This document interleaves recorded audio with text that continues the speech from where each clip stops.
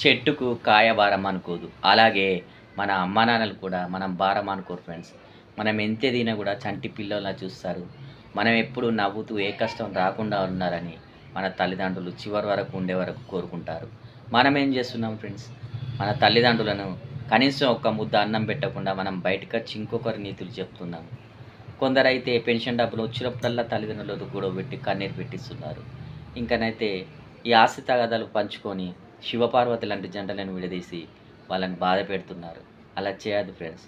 మనం ఎప్పుడు బాగుండాలని కోరుకునేది మన తల్లిదండ్రులే.